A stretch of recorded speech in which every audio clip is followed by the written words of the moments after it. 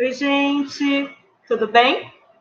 Na nossa matéria de História da Psicologia até aqui, nós começamos falando sobre os aspectos históricos do que nós compreendemos como subjetividade, privacidade, intimidade, como que se forma historicamente o que nós chamamos de psicológico.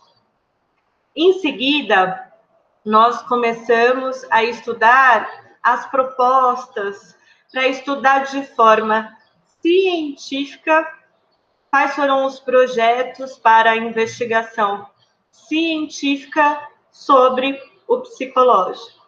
Quais foram os projetos da psicologia como ciência.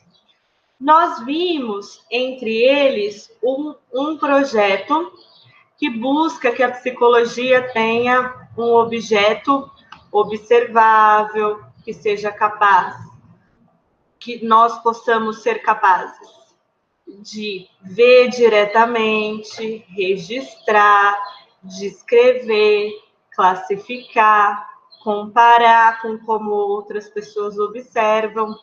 E esse objeto é o comportamento. Então, nós tivemos a aula sobre a proposta da psicologia, tendo como objeto do conhecimento o comportamento. Em seguida, nós conhecemos a história de um médico neurologista que, ao atender pacientes que na época eram consideradas histéricas, ele aprende algumas formas que colegas estavam aplicando no tratamento e começa a imaginar que uma via para chegar ao que estava gerando os sintomas eram as palavras. E que a partir das palavras seria possível chegar em dimensões que não eram conhecidas da pessoa. Mas, embora não fossem conhecidas da pessoa, motivavam as ações, motivavam os sintomas.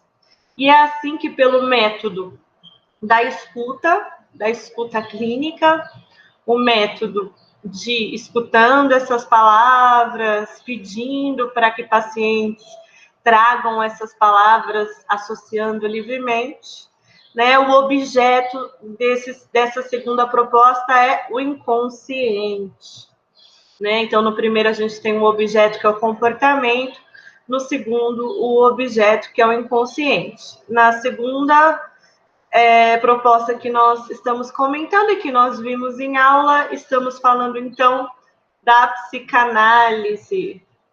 E então nós vimos uma terceira abordagem, e essa abordagem vai olhar sobretudo para o fenômeno.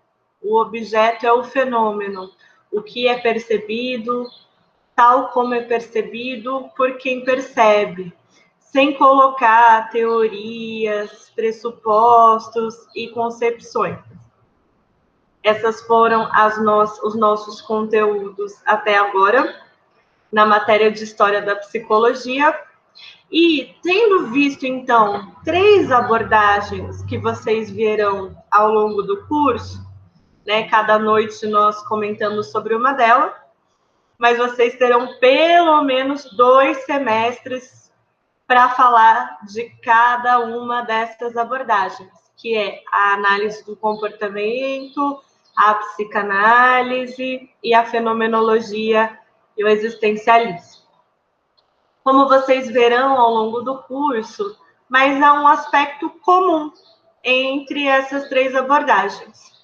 O aspecto comum é as 3 embasam práticas clínicas. As 3 embasam práticas de psicoterapia. Caso vocês escolham a atuação na clínica, vocês podem escolher a orientação comportamental, a orientação psicanalítica, a orientação fenomenológica existencial. Há outras abordagens, mas aqui na matéria de história, né, nós vimos como exemplos essas 3. E hoje nós vamos focar nesse campo de atuação de profissionais da psicologia, que é o campo da psicoterapia. Inseriremos, então, no nosso percurso, que nós estamos conhecendo sobre a história da psicologia, um pouco sobre as psicoterapias.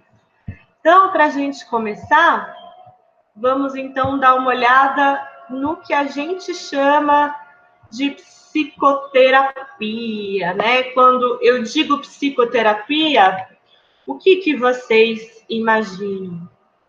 Né? Vocês já passaram por alguma experiência de psicoterapia? Vocês gostariam de passar? Quando vocês escolheram um curso de psicologia, que imagem que vocês tinham sobre o que é a atuação profissional em psicologia? A psicoterapia fazia parte dessa imagem? Então, quando a gente fala de psicoterapia, a gente fala de uma prática muito recente, né? Se a gente for comparar com outras práticas de cuidado, com outras práticas de reflexão e de tratamento do humano.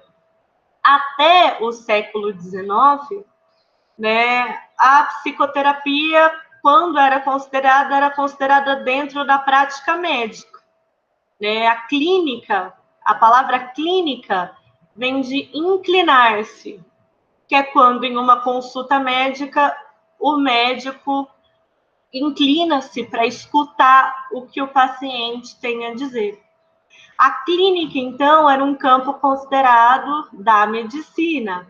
E é isso que acontece, né, quando a psicologia começa a ser pensada como prática clínica.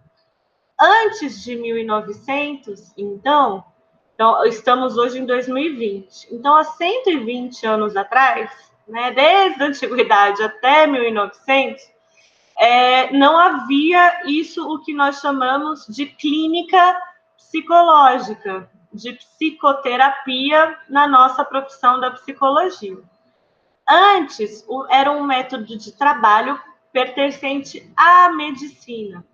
Né? Enquanto a medicina tinha várias atuações na clínica para lidar com as doenças físicas, com as doenças do corpo, doenças orgânicas, a psicoterapia seria para cuidar das chamadas neuroses.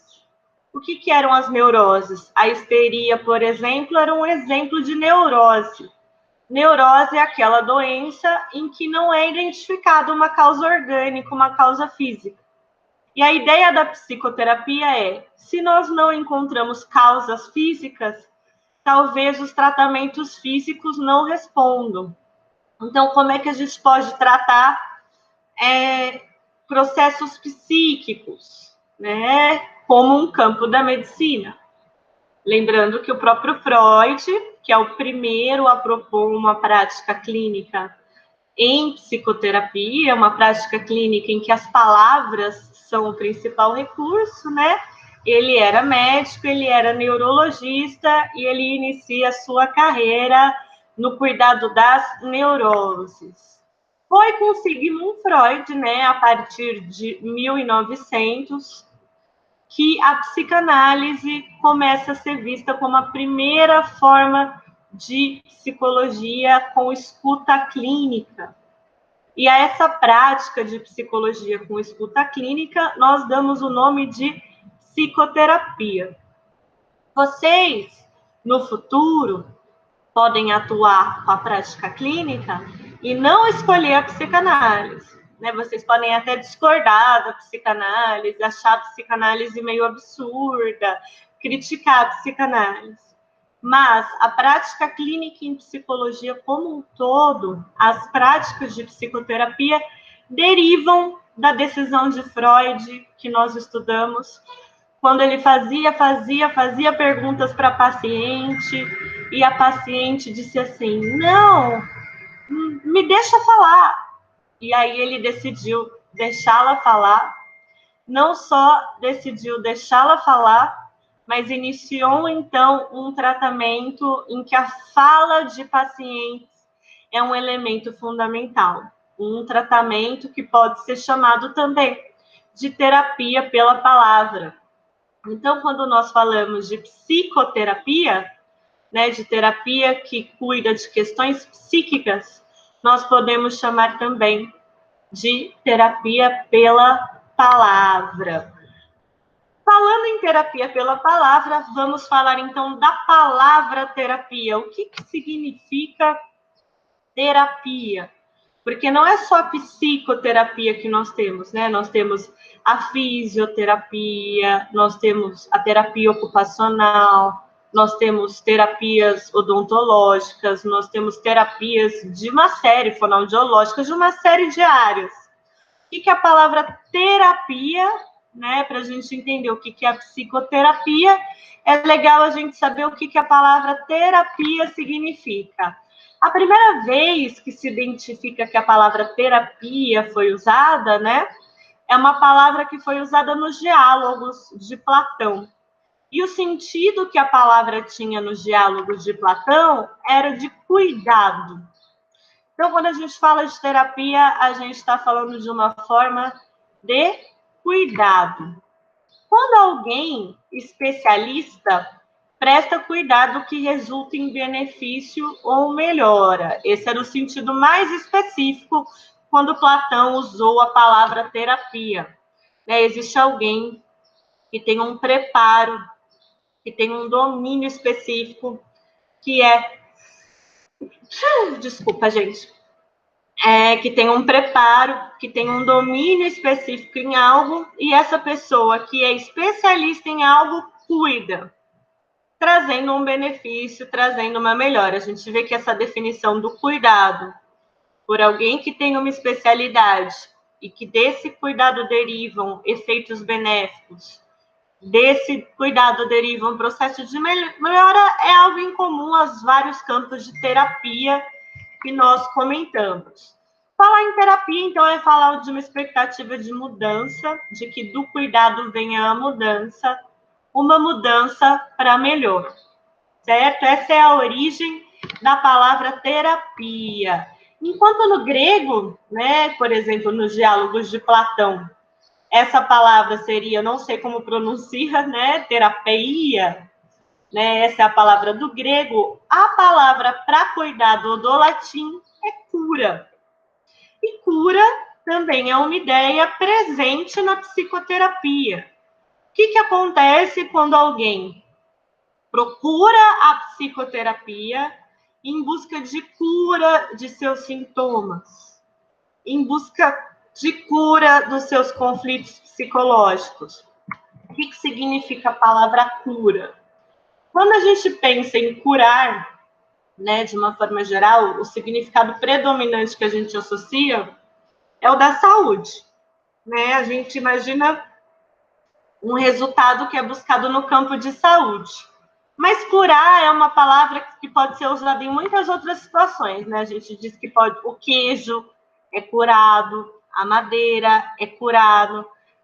Eu vou fazer a curadoria, né? Eu posso fazer a curadoria de uma exposição, posso fazer a curadoria de um evento, posso fazer a curadoria de, né, uma série de programações. Assim como eu posso exercer a curatela. O que essas palavras, curar algo, curar um objeto, fazer a curadoria de algo, a curatela de algo tem em comum? Quando a gente fala em cura, então, mais uma vez, como na terapia, a gente está se referindo à melhora.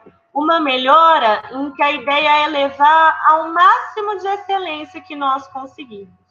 Uma melhora que é potencializar o quanto aquilo pode ser bom, né? O queijo pode estar bom, mas curar o queijo é tornar o melhor que a gente pode. Fazer a curadoria de um evento musical é tornar o evento musical o melhor que a gente pode. Exercer a curatela de uma criança é cuidar dessa criança o melhor que a gente pode. E também um sentido de proteção, né? Todos esses sentidos também estão presentes na nossa ideia de psicoterapia. Vimos, então, o sentido de terapia, o sentido de cura, a questão da melhora, da mudança e do cuidado.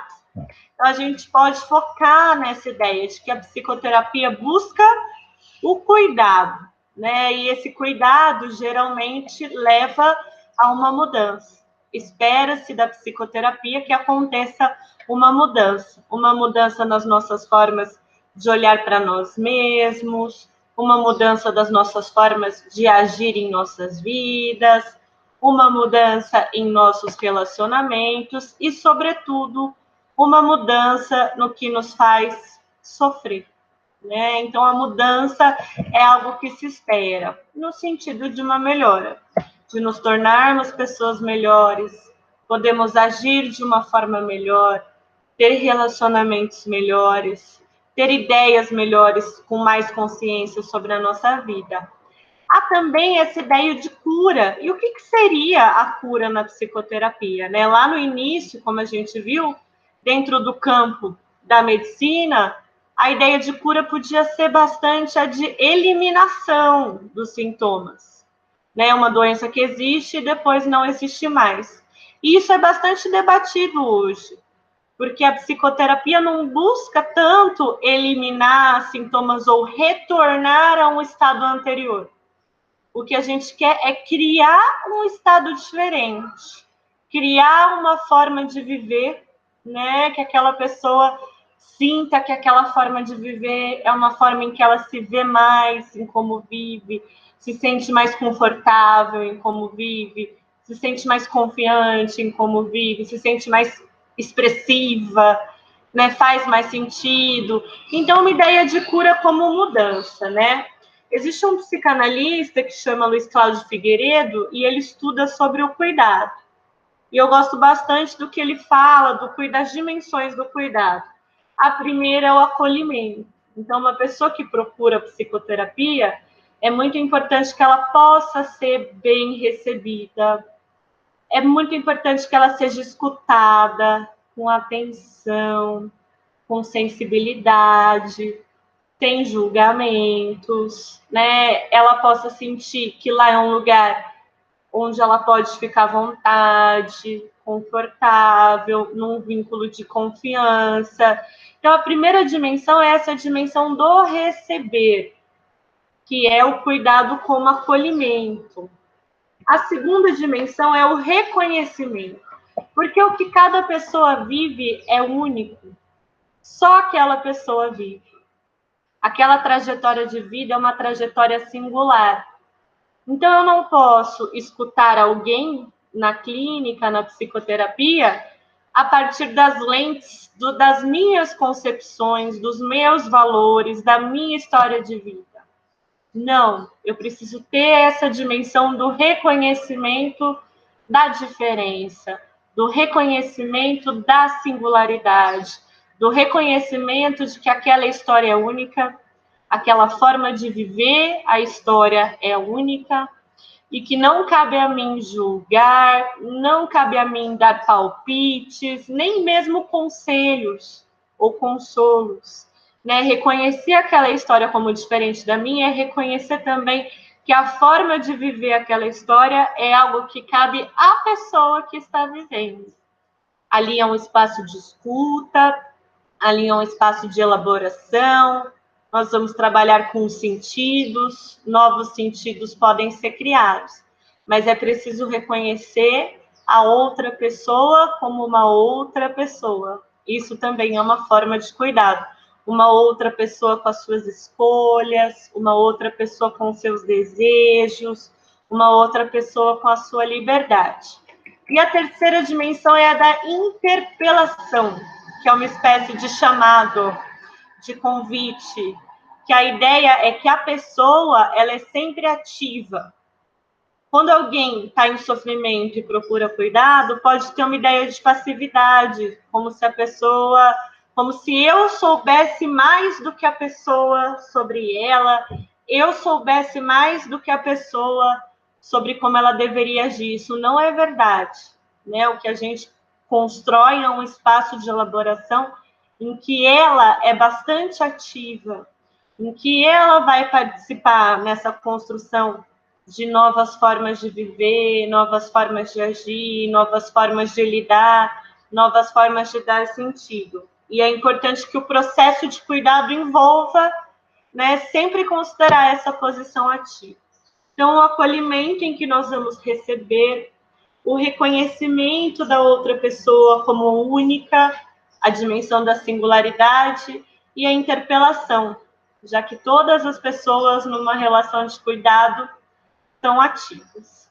Então, pensar sobre psicoterapia é pensar sobre cuidado.